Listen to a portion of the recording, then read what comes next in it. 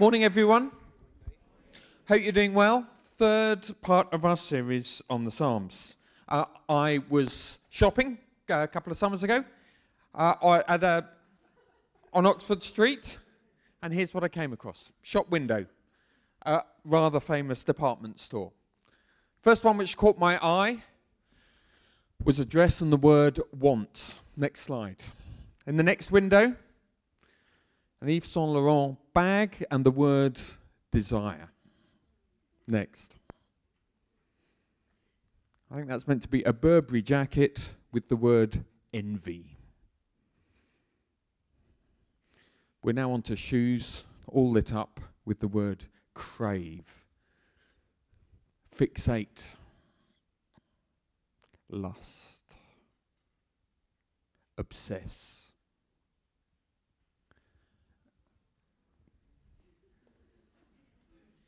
Reminded me that worship isn't simply a religious activity, but that actually all of us are hardwired to want, to long for, and to desire things.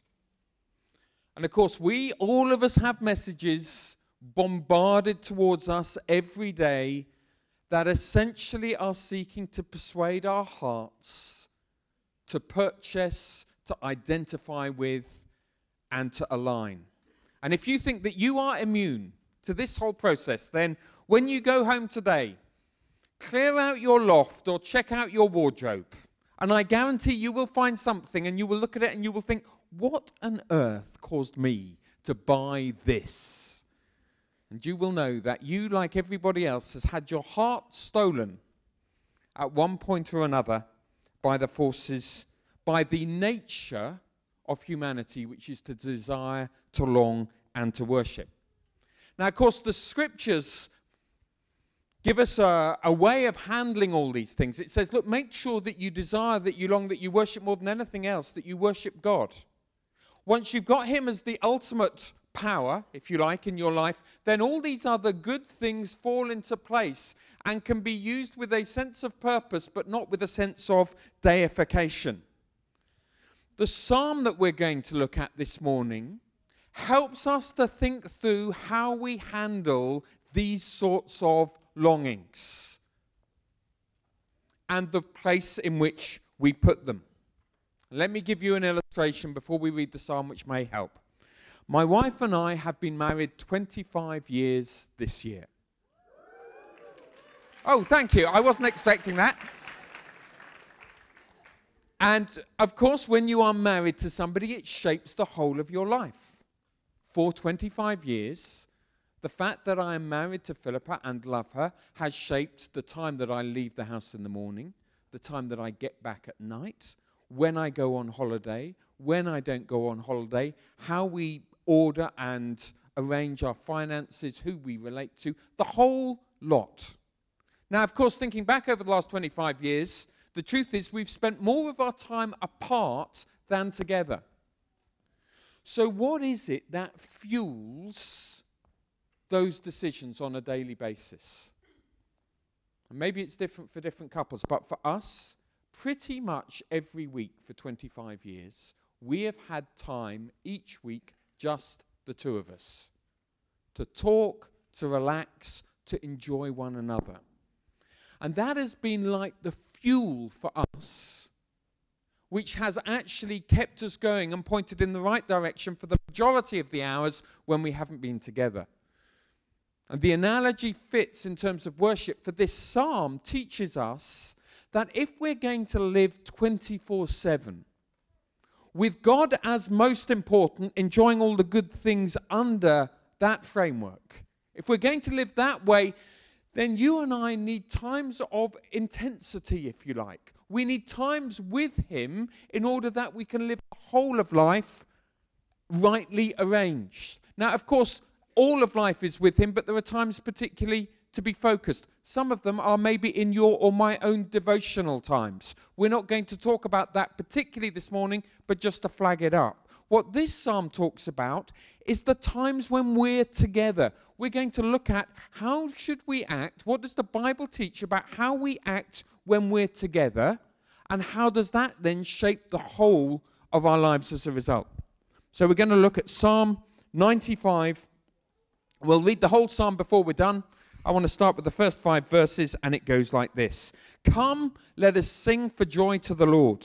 And I should just say, we will have more time to worship together at the end of this morning's service. And we've done that deliberately so we can put some of what we learn from this psalm into practice right away. Come, let us sing for joy to the Lord. Let us shout aloud to the rock of our salvation. Let us come before him with thanksgiving. Extol him with music and song. For the Lord is the great God, the great King above all gods. In his hand are the depths of the earth, and the mountain peaks belong to him. The sea is his, for he made it, and his hands formed the dry land. I want to draw 3 lessons about worship, which is so, remember, we are hardwired for worship. This is fundamental to who you and I are. And the first of them is this: worship involves the whole person. Worship involves every part of us. And you see this in the psalm. It starts with worship involving a decision. The psalm starts like this, as we've just read. Come, let us sing for joy to the Lord. Let us shout. Let us come before him. In other words, the psalmist is inviting us to make a decision to enter into worship. He's not saying, if you fall into it and somehow get engaged somewhere along the line, fine. He's saying, at the start, come on, engage your will, make a choice. Say, I am going to do this. And it is come and worship implicit in this regardless of what else is going on in your life, regardless of whether it's convenient, and regardless of how we feel. Now, I guess we shouldn't be too surprised about that, given that there's nothing greater for humanity to do than to honor and to worship God. So he's saying, he's inviting us to say, we are going to do this. Now, I know that when we talk about a decision in worship, some people hesitate. They say, well, hang on, is it really honest if I am feeling rubbish to respond to this psalm? Come, let us sing with joy. Surely that is somewhat inauthentic. I wonder what the psalmist would say. Maybe he'd say something like this: we all have days when we get out of bed in the morning, not because we want to, but because it's just we know it needs to be done. Maybe it's even the right thing to do. We all have to clean our apartment, fill in our tax return, and pay our bills. Few of us enjoy it. I don't know how many of us here, one of the things I like least in life is filling out my tax return. But so, of course, if we waited to do those things, we would be waiting a long time, and that has consequences. We do them because we know the right thing to do, and that there is a reward that comes, but it comes afterwards, later on. So essentially, the way that you and I get to work on time each morning is by teaching our brains to override the feeling of, I don't want to get out of bed. I don't want to do this. Now, in the same way, the scriptures encourage us to do things we know are right, even when we don't feel like them. And even on occasions where it's just going to feel like hard work. And this we need to remember when it comes to worship. To worship God, as the scriptures put it out there, is not a choice, but it's something that's calling, well, it is a choice, but it's something which is calling for a positive decision. Now, that means that this talk on the Psalms is different from all the others we've done and will do. All the others are saying, let's look at the emotion that life creates and then ask, what do we do with this emotion? This psalm says, make a decision and then you'll get an emotion.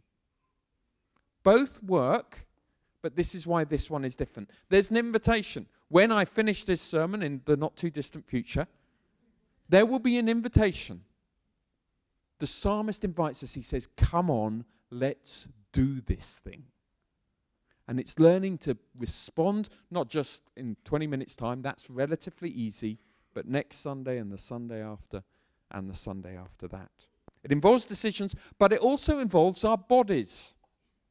Verse 1, let us sing, and then let us shout. And the idea between shouting, the idea behind the use of that word is it's the word that would be used when a king returned from battle, having been victorious. And all the crowd shouted these sort of full-throated shouts. Come later in verse 6, let us bow down. Let us kneel. In other parts of the scripture, we find people lifting their hands or clapping their hands, dancing, or even lying prostrate on the ground. Now, is this simply the expressiveness of ancient Near Eastern culture?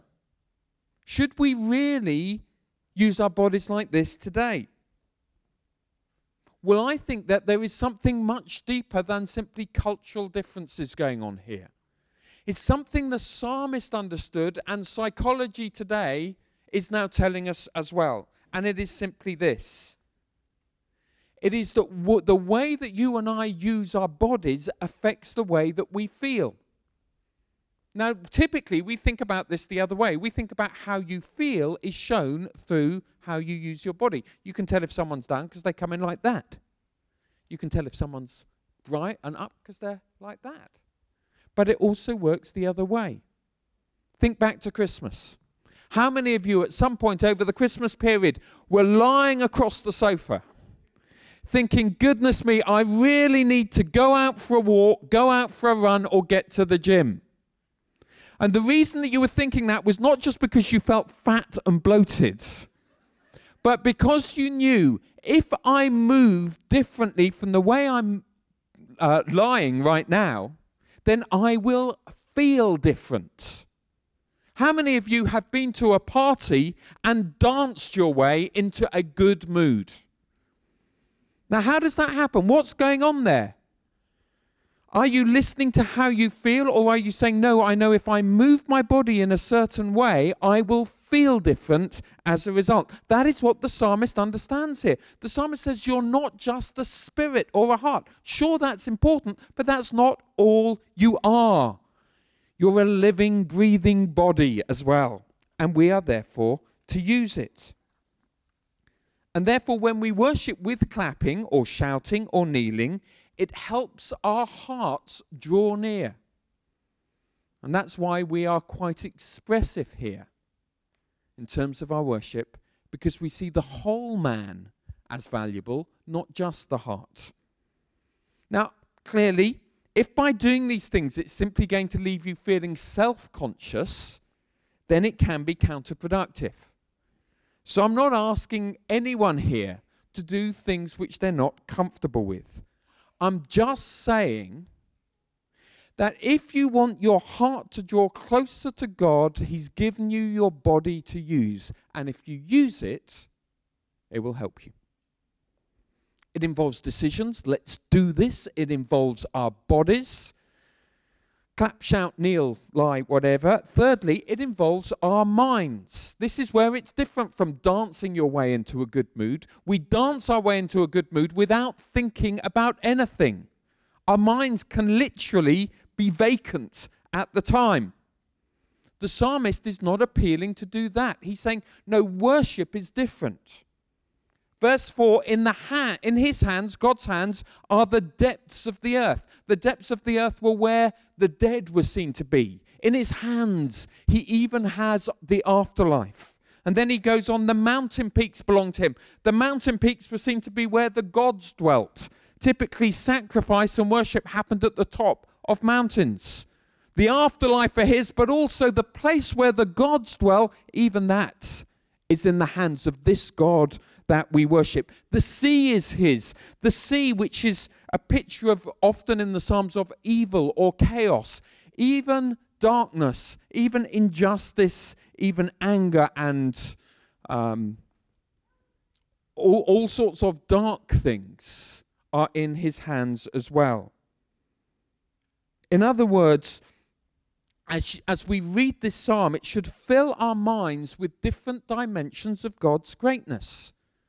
Now, when you make a decision, it affects how you feel. When you move your body, it affects how you feel. And when you fill your mind with certain thoughts, it shapes your feelings. I mean, who could make themselves feel sad right now by what they think about? All right, well, about half of you. I don't know what's going on with the other half. And who of us can feel happy just by the things that we think about? So the way that we use our minds affects our mood. And that is why the psalmist also is appealing here that as we worship, it's not contentless, but it's filled with thought about God. If you think about God and his greatness, then it will enable us to worship, which is why we seek to have content in our songs. Sam and I will sometimes be talking about the songs that we use on a Sunday, and we will sometimes say there's just not enough content in that song. Nice melody, nice words, but just not many of them. And actually the psalmist says, fill your mind with content, because that shapes the way that we feel. And incidentally, because we're wired up differently, for some of us, worship is much more an emotional engagement, and others of us, it's a more intellectual engagement. And for others of us, if you like, it's a more physical engagement. And so also this psalm is providing avenues of worship for whatever sort of temperament or wiring that we have.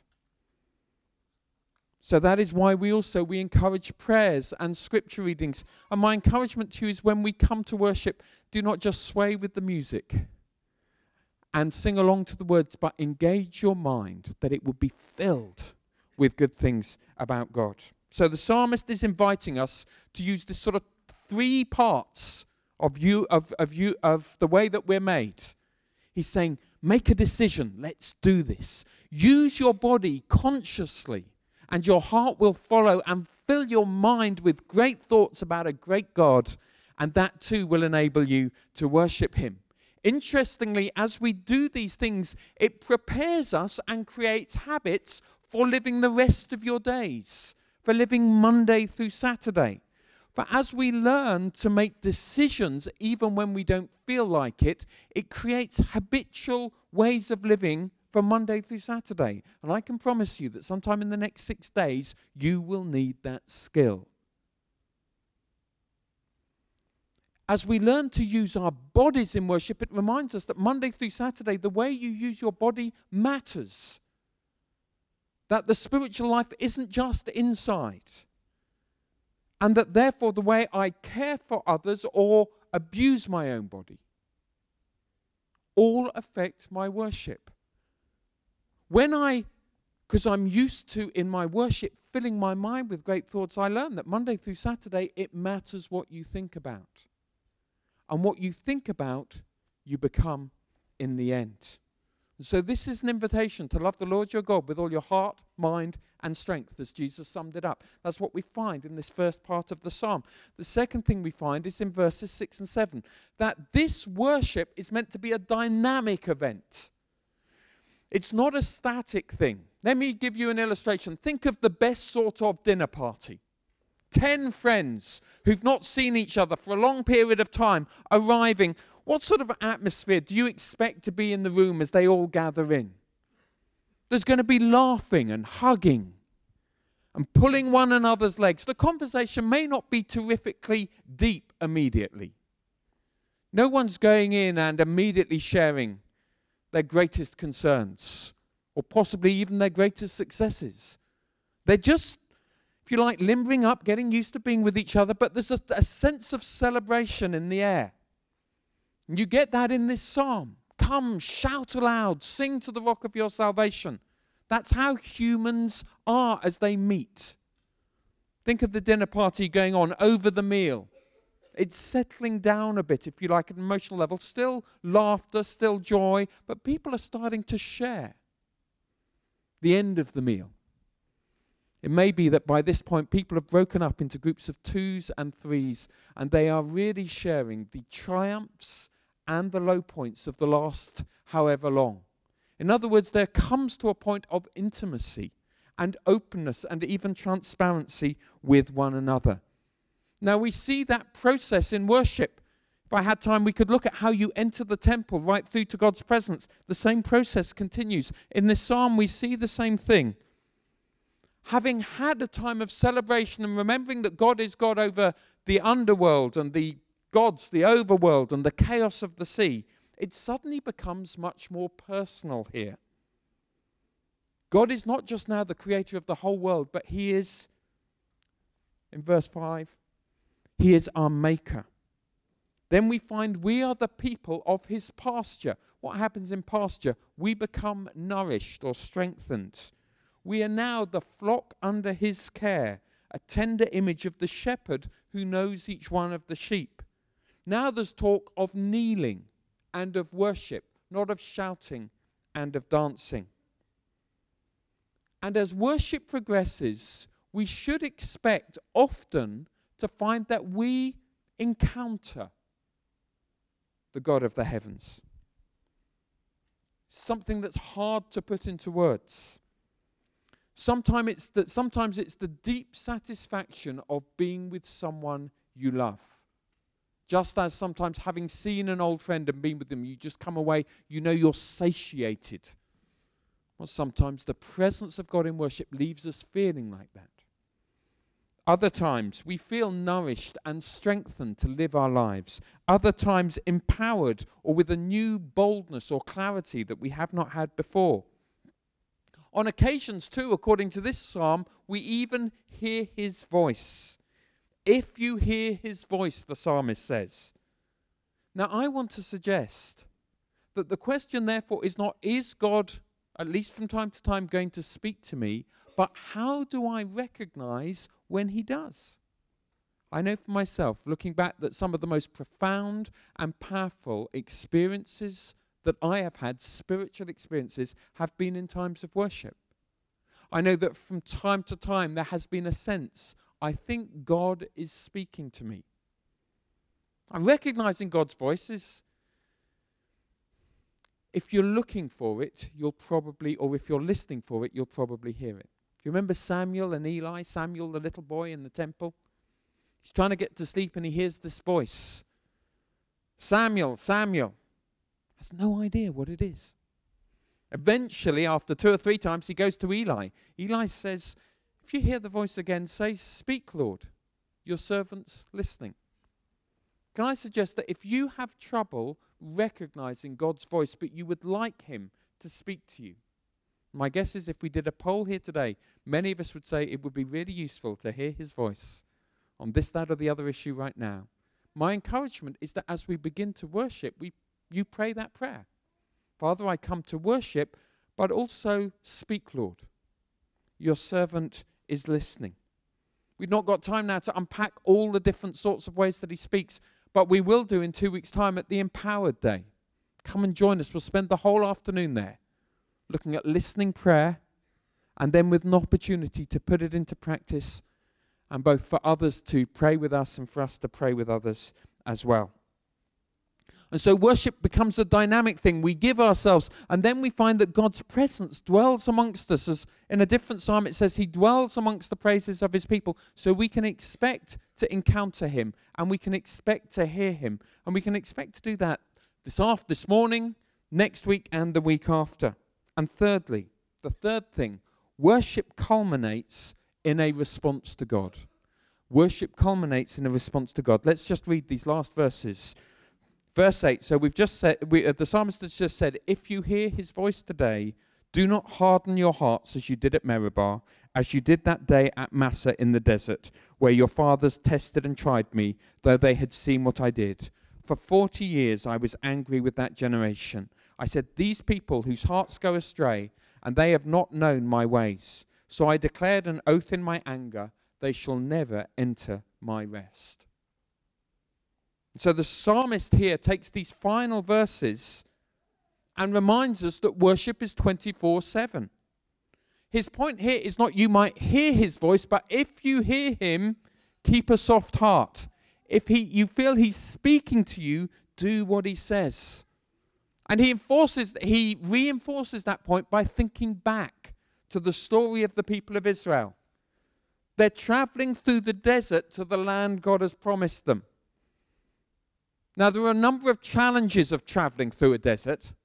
The first is, from day to day, it doesn't feel like you're making a lot of progress.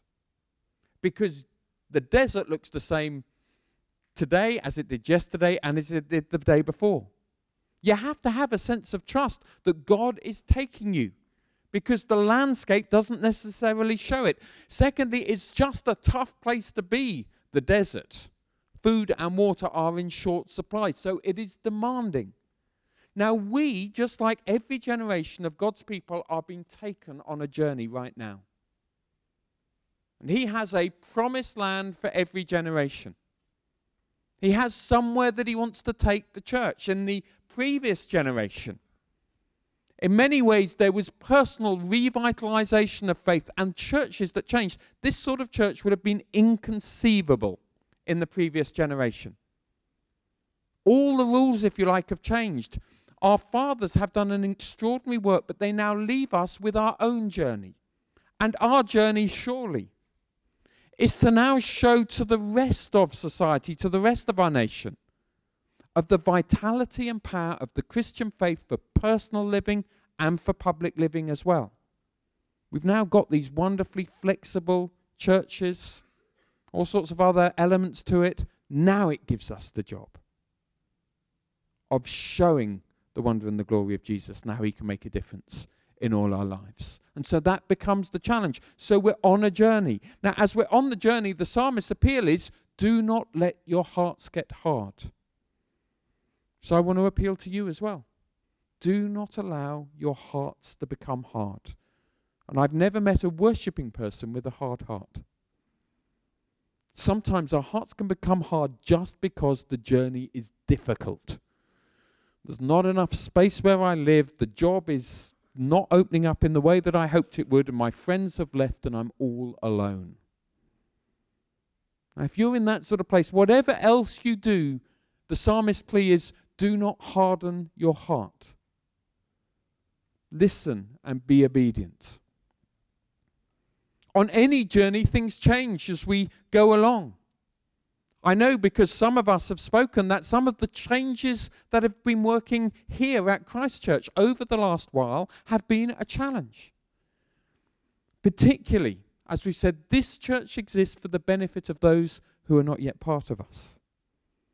Now, whatever else happens as we change, my plea to all of us is, do not let your hearts grow hard. We keep our hearts soft.